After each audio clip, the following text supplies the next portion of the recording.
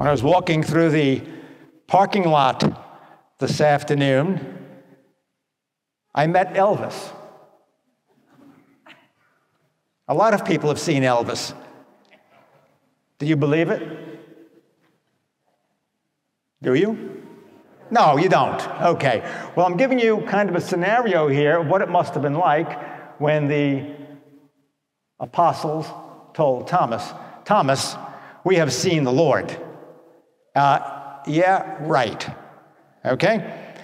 What must he have been thinking? Oh, you guys are playing a joke on me. All right? You guys have been drinking.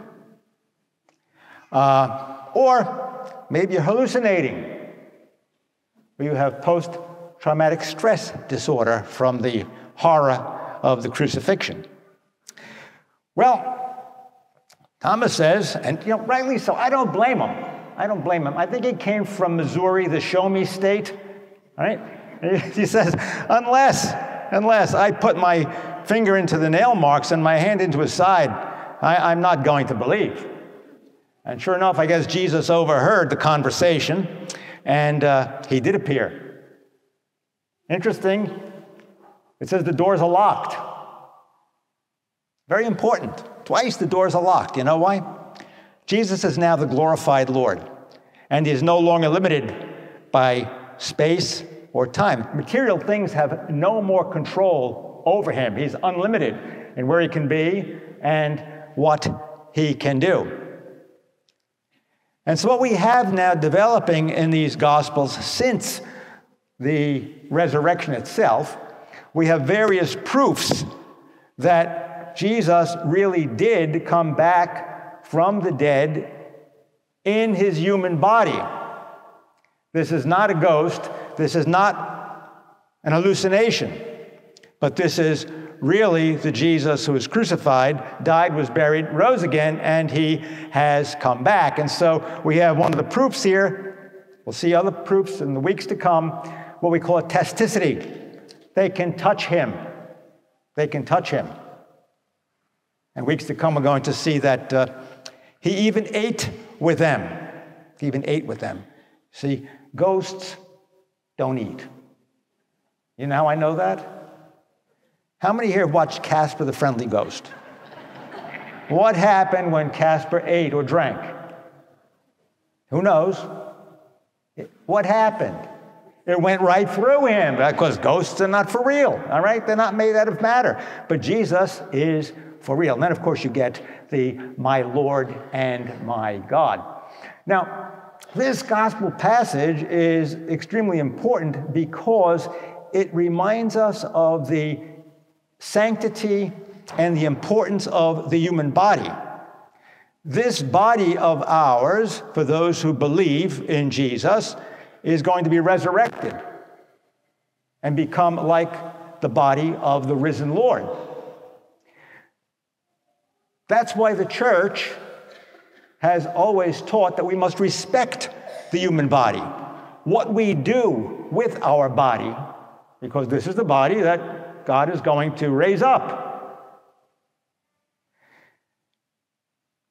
The church has also taught what do we do with the body after the body dies. And this has become a more obvious attack on the belief in God and belief in the resurrection.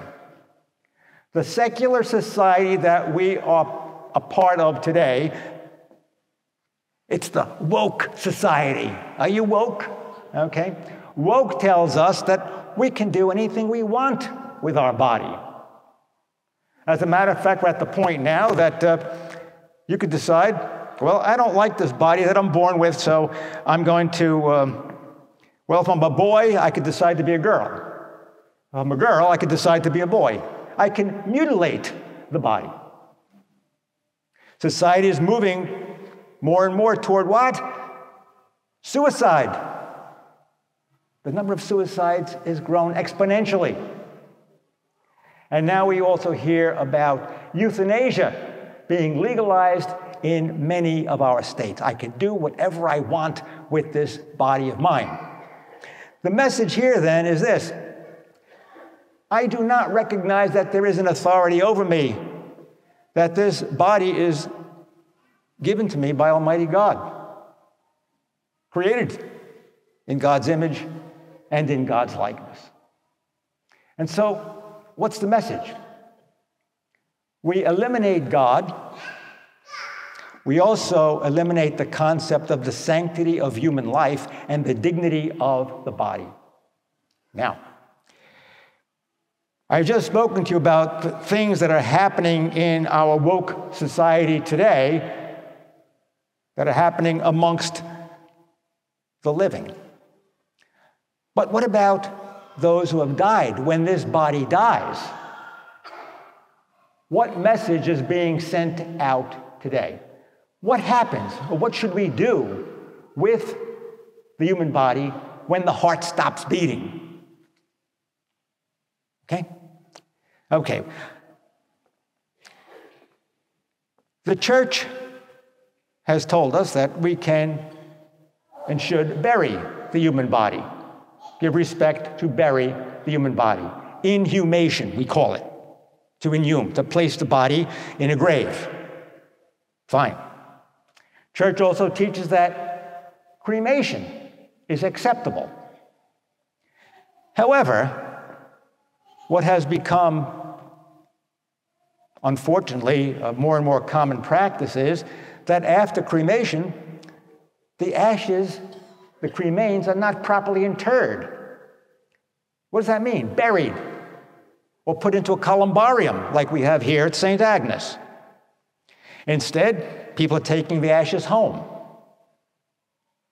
leaving them on top of the refrigerator. I'm telling you the truth. A friend of mine's brother died 10 years ago. Jimmy is still on top of the refrigerator. Just can't let him go. Usually people hang up, the name of their doctor, their lawyer, and a picture of their grandchildren or children on the refrigerator. Now we have the cremains up there. People are also making jewelry out of the cremains, dividing the cremains amongst family members. That's disrespect for the human body. No matter how much we say, I love the person is entitled to a decent place of final rest. There are two other things that have now crept into the post-earthly life state of the remains of human beings. First one is called alkaline hydrology. You know what alkaline hydrology is? It's a big word. It means that you take the human body and you put it in a tank, and in the tank you put alkaline solution, and then you boil the solution in about 100 gallons of water. Takes about an hour, turns into a brown substance, which is then deposited in the sewer. Do you see where this is going, folks? Do you see where this is going? We can do whatever we want with our body because all we are is made out of the stuff of the earth. Second is turning the human body into compost. How does that take place? Well, get the body, place it in a bin, if you will, mix in wood chips, straw, and alfalfa, and let it stay for about a month. Let the bacteria grow. Then after a month, the remains are collected into about a cubic yard of compost. And then you could bring that compost, or Aunt Minnie, whoever it was, and spread her over your yard, or some scenic place that you know she would enjoy. What's the message here? The message here is this, that the human body is simply made out of material things. And that material things are reduced once again to material things. There is no hope of a life after death, no hope that this body will be glorified. Two movements that we have now, and pay attention to this, it's extremely serious because it ties in with what I just told you. Have you ever heard the term Anthropocene? Well, you've come in contact with it, believe it or not. It's tied in with the environmentalist movement. Anthropocene means basically that we have to eliminate human beings. Human beings are bad. They've messed up the planet, and therefore we have to eliminate human beings. Cut down the number of people that are born. Cut down on medical expenses by keeping people alive. Eventually, cut down on the human carbon footprint in our world. And therefore, that belief is that the world is better off without us. What an insult to Almighty God, who made in His image and likeness. Get rid of humanity. Dump them down the sewer. Throw them in the front yard. To see where this is going. One other movement that needs our consideration. It has to do with the artificial intelligence movement. There is a belief that we can surpass with human technology our human nature, that we can create intelligences that are smarter than we are, that can ultimately take over the world, thus reducing humanity to a less than human state. This is where we are right now. You'll be reading, or should be reading, more and more about artificial intelligence and what the ultimate goal of that is. It's not nice or good for us.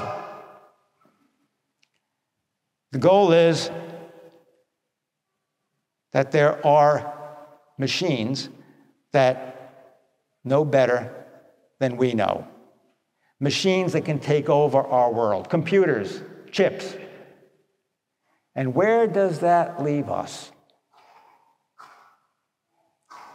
Superfluous.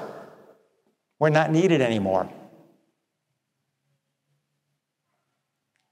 Catholicism, Christianity, has always taught the dignity of the human person, has always taught us about a life after death, has always preached the resurrection of Jesus, has always taught us that we are the sons and daughters of God. We live in a secular world that wants not only to overthrow God, but also wants to overthrow us. And so when you hear these terms about artificial intelligence, and you hear about environmental issues, listen with a third ear. Listen with a third ear. See what's being said about us.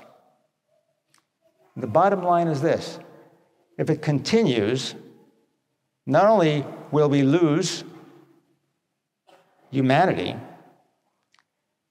not only will we lose our souls, but we will lose the hope that is given to us in the gospel.